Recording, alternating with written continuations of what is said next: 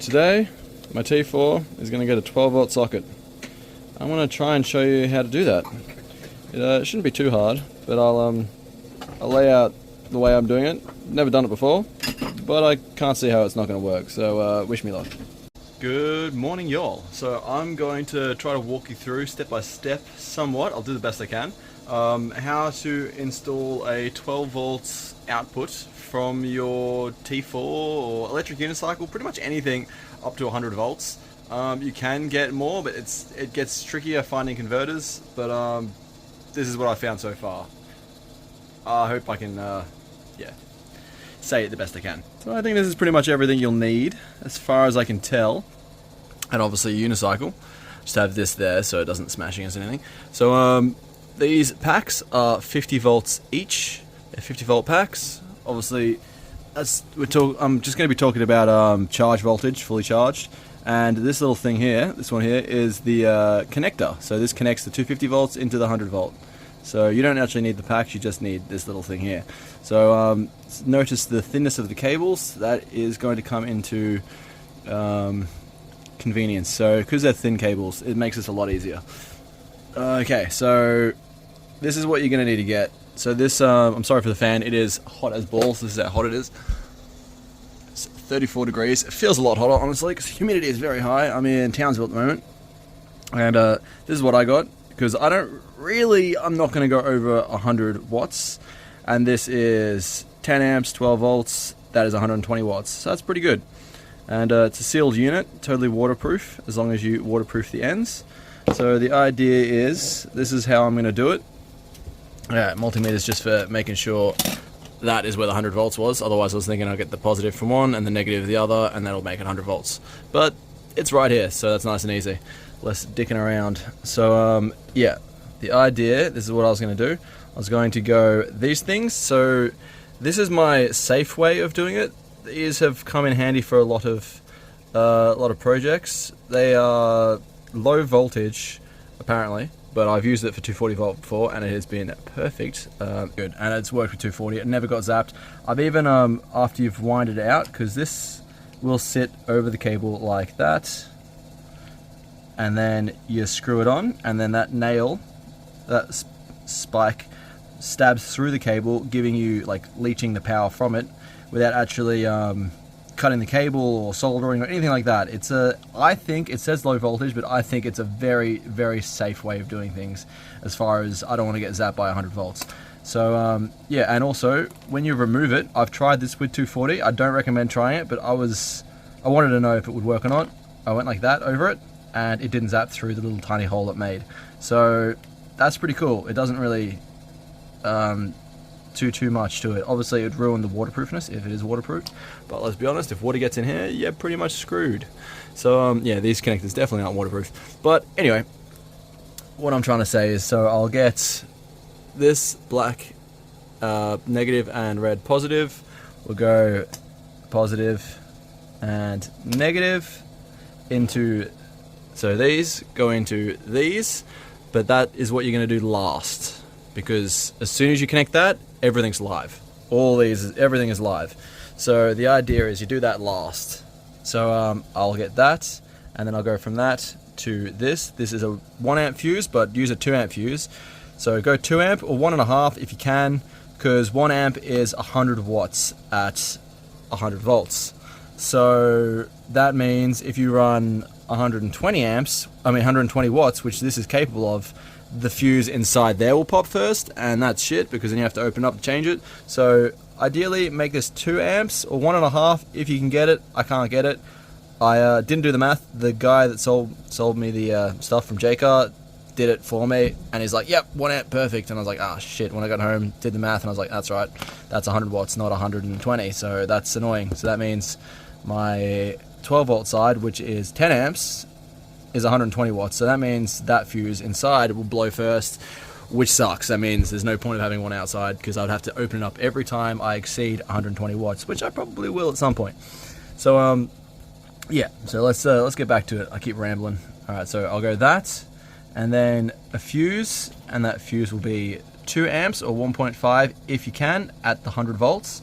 So cable from that to this, and then from this we'll go outside, so we'll come out of the seal, out of the gasket, probably through this one here or this one here. If there's not enough space, maybe one cable there, one cable there.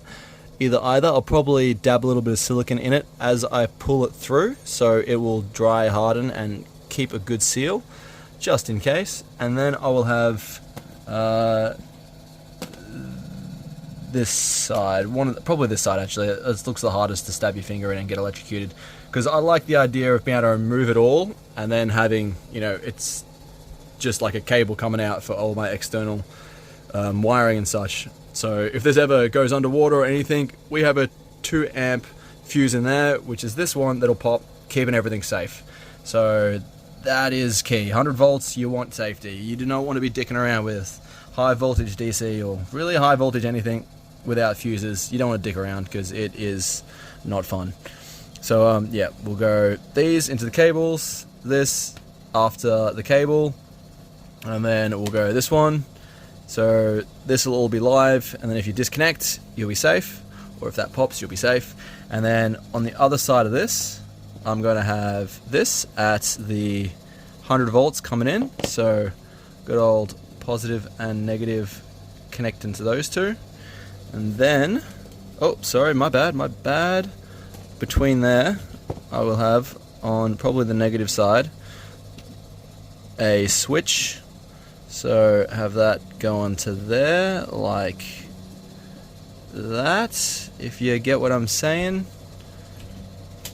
And then, so the switch can turn on and off the 100 volts. So this isn't running all the time because I don't know how much power this uses on idle, but it's better to switch it off and not be able to use anything. And then I think I'll probably have this on a secondary thing. I'm not sure yet if I want to have LEDs and lights and such, so I think I probably will. I kind of like the idea of having like a red LED shining at this and a red LED shining, illuminating my rim, so at night time my rims should glow somewhat red. But I'm probably gonna go to AliExpress or something. I think I'll probably just like mount it in there, just shining at that angle so it reflects around the rim. I think that would look quite nice, and I've got 12 volt anyway, so it shan't be hard.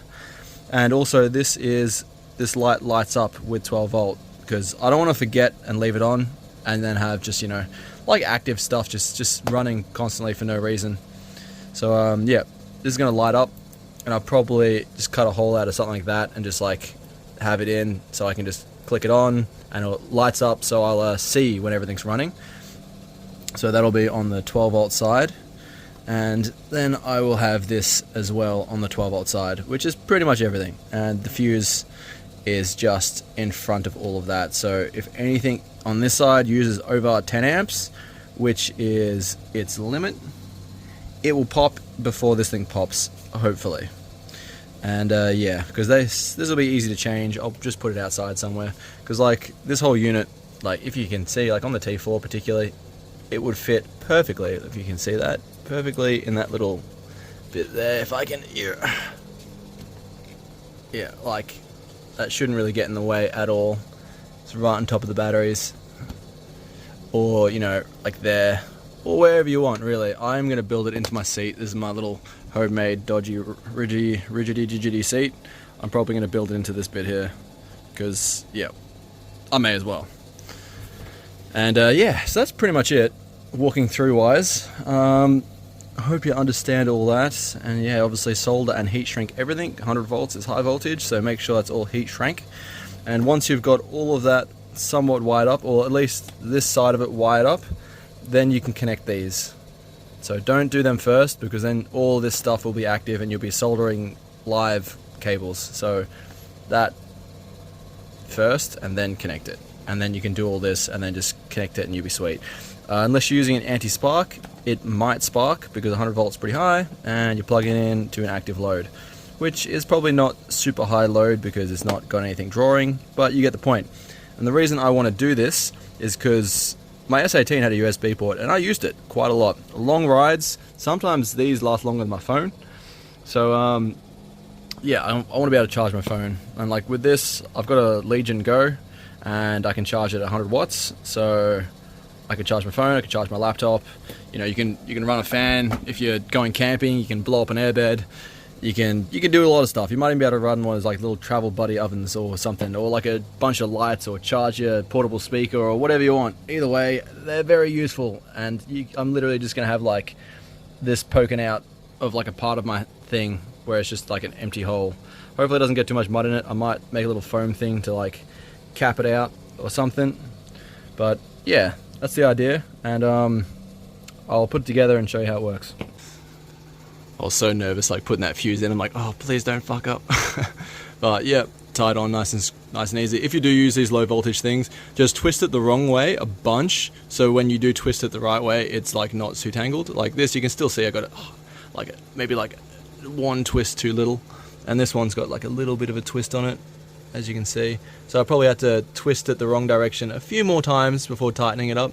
But yeah, I'm probably just going to put a bit of hot glue or something around that. Maybe even some tape, just something, just so the vibration, all that, doesn't loosen it. There should be plenty of space under this board, by the way, because that just sits on top with literally like that much clearance. So these should be able to just pop in wherever. Like you can just turn, twist them, whatever you want. So let's test it. Hey, all right. So we got light on. So that's the accessories. You can turn that off. But I like the idea that this is on so that I can tell that this is on. I might put up just like a little LED at some point, but let's test it out. And it is putting out 12.5 volts. That's something that I have had happen to me before, going on a really, really long ride, and my headphones die. Whoop, sorry headphones. Plug them in. And we have success! Oh, how good is that? But yeah, just be careful. You know, 100 volt, I'm obviously not taking any responsibility. Don't do this if you don't feel comfortable doing this.